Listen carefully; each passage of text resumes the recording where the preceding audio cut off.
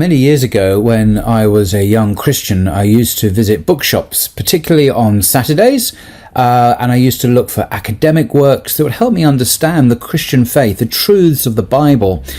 But there was always one book which I saw at the corner of my eye, which I really didn't want to look at, I didn't want to read, and I never bought it at that time. It's this book, The Orthodox Corruption of Scripture, the effect of early Christological controversies on the text of the New Testament, by Professor Bart D. Ehrman. Now, obviously, I did buy this book and I have since read it, and I do recommend it, but it does contain some very disturbing material, particularly if you're a conservative Christian, as I was. Bart Ehrman is well known as probably the world's leading textual critic. He is an expert on the early Greek manuscripts of the New Testament, and he's written a great deal about this. This book is a scholarly work written by a scholar for other scholars, but we as lay people can read it and appreciate and enjoy the fruits of his labours nonetheless, although it is written at a very high level, and I do recommend it. As I say, on the back there's a number of academic reviews praising it for its excellence in terms of its scholarship. So I just want to share with you the opening words of his book, and then we're going to look at one particular example of Christian scribal corruption of the New Testament. This example is not the most famous one. There are very juicy ones out there. If you want to look at, say, the Trinity verse that was inserted into the New Testament, that's much more spectacular. But this one is still very significant and is often not appreciated. And Christians still use it today to prove their doctrines. So we'll look at that as well.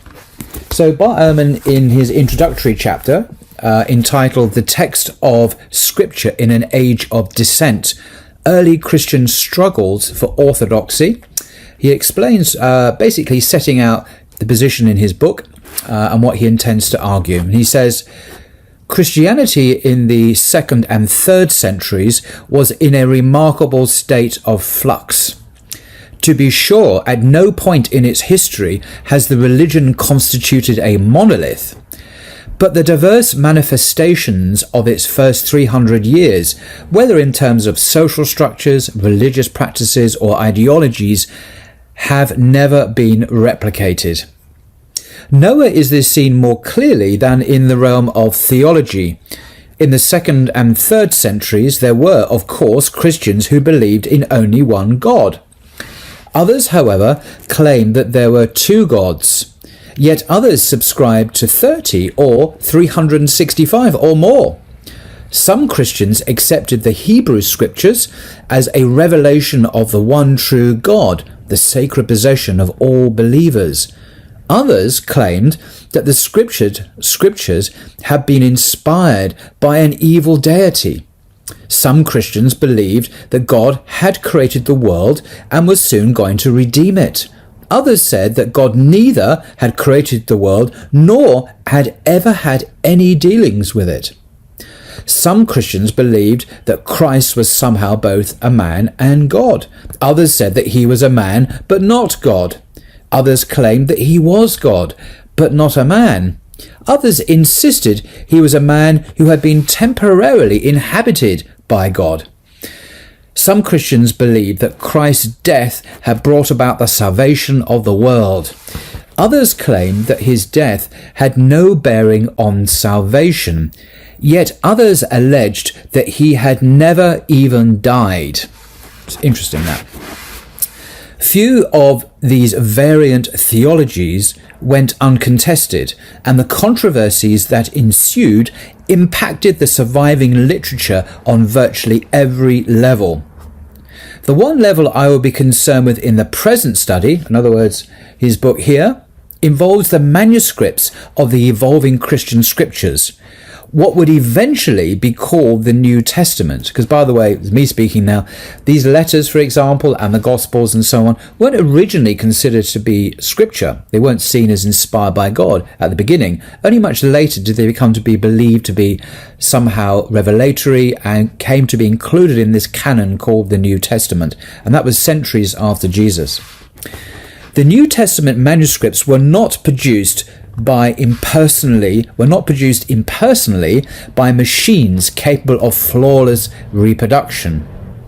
They were copied by hand by living, breathing human beings who were deeply rooted in the conditions and controversies of their day. Did the scripture's polemical context influence the way they transcribed their sacred scriptures? The burden of the present study is that they did. That theological disputes, specifically disputes over Christology, Christology, by the way, is the study of the nature of Jesus. Who was he? Was he man? Was he God? Was he both, or whatever?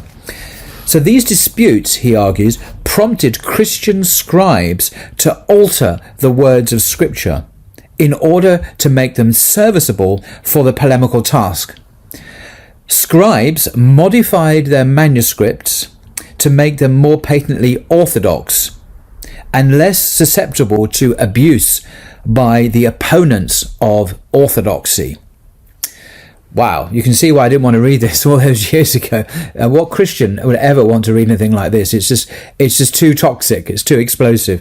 That Christian scribes altered the words of Scripture in order to make them more serviceable for their polemical tasks, for their apologetic activity. So that's quite extraordinary. And just to share with you the chapter headings of this book by Bart Ehrman. So we've already mentioned the chapter heading of the first chapter. Then he goes on to look at anti-adoptionistic corruptions of Scripture. So in other words, where there are apparently tendencies in the New Testament to say that Jesus wasn't God, that he was somehow adopted to be God's son, that was changed by some scribes to do away with that heresy. There are anti-separationalist corruptions of Scripture, chapter 3. Chapter 4 has anti-docetic corruptions of Scripture. Chapter 5, anti-patriapassionist corruptions of Scripture. 6, the Orthodox corrupters of Scripture. Now, I'm not going to go into what these terms mean. They're technical terms to do with the way Jesus was seen and understood in relationship to the Father and who died on the cross. But basically, different scribes, different times, all trying to correct the Bible to make sure it conforms with their beliefs. Okay? So that's particularly interesting. Now, the example that I wanted to share with you is a text found in the King James Version, or in the New King James Version. This is my copy of the New King James, very swanky cover there, and quite a well-known verse. In 1 Timothy chapter 3, verse 16, it reads, in the King James and the New King James Version, exactly the same in both. Great is the mystery of godliness. God was manifest in the flesh, justified in the spirit, seen by angels, preached among the Gentiles, believed on in the world, received up in glory. So that's 3:16 in the first letter of Timothy. The first sentence there, God was manifest in the flesh. Now, if you go to Speaker's Corner, as I do occasionally, you will see Christians, missionaries, holding up banners saying just that. God was manifest in the flesh. And this proves, obviously, the Apostle Paul thought that, God had become a man. So it's quite serious.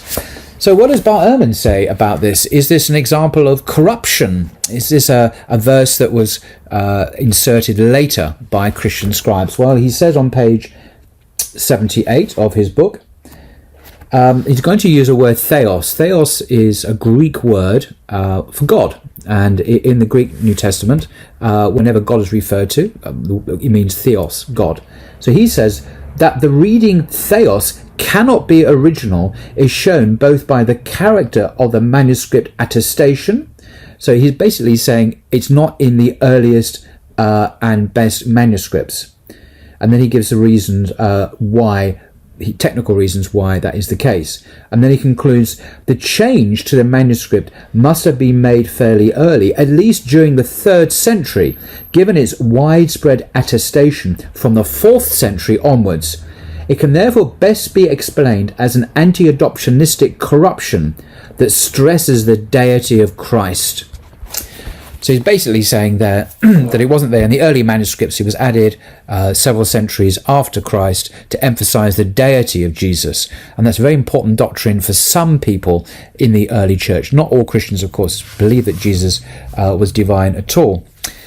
Just to conclude, my own particular favourite example, if I can use the word favourite, but the most glaring and the most egregious example of one scribe or Christian changing the words of Jesus is actually in the New Testament itself, by which I mean Matthew, the author of the Gospel of Matthew. He's actually anonymous. We don't know who Matthew is. It doesn't say it's by Matthew in the text. He changed the words of Jesus in Mark, the Gospel of Mark, because he used the Gospel of Mark, basically all of it, edited it, changed it, left out bits and pieces, and changed the words of Jesus at crucial times. And this tells us really what Matthew's agenda is. In Mark, the earlier Gospel, Jesus denies he is God in Mark chapter 10, verses 17 to 18. And Matthew, who copied Mark, that's the standard understanding in academia, basically changes the words of Jesus to remove the embarrassment of Jesus denying his divinity, and to ensure that the new Jesus, Matthew's created Jesus, conforms with the views that he held towards the end of the first century. Now, you can do this yourself, but there's one problem, and sometimes when Christians do this, and I ask them to do it, they look at the King James Version. But the King James Version is the one translation that makes the words in both Gospels the same in Matthew and Mark. If you look at any other modern translation, like the NRSV, my favourite, which is the gold standard in English translations in academia, you will clearly see, which is an excellent translation of the Greek, that in the earlier text of Mark, Jesus says, "Why do you call me good? There's no one good but God alone." In Matthew's version, Jesus' words have been changed, and he says, "Why do you ask me about what is good? There is no one good but God alone." And Professor John Barton, Professor of Holy Scripture at the University of Oxford, that's his title, on blogging Theology, you can see the video, said to me, without any prompting for me, that Matthew had been dishonest, is his word, in changing the words of Jesus to remove this problem.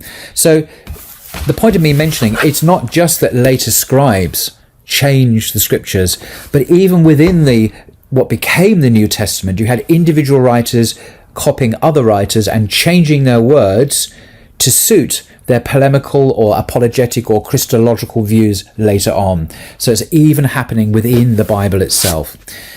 Now, this may sound alarmist and so on, but these are cold, hard facts, unfortunately. I wish they weren't so.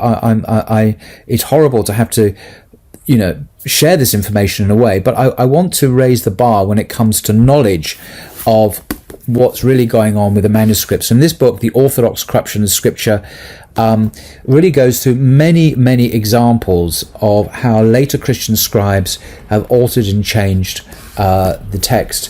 And this resonates particularly with Muslims, I think, with the idea of textual corruption as a theme in the Quran, of course, and it accuses the people of the book, Jews and Christians, of altering, changing, misinterpreting, and textually corrupting their scriptures for their own purposes. So the Quran is actually very critical of this practice and highlights it in its polemical engagement with aspects of Christian practice and Christian belief.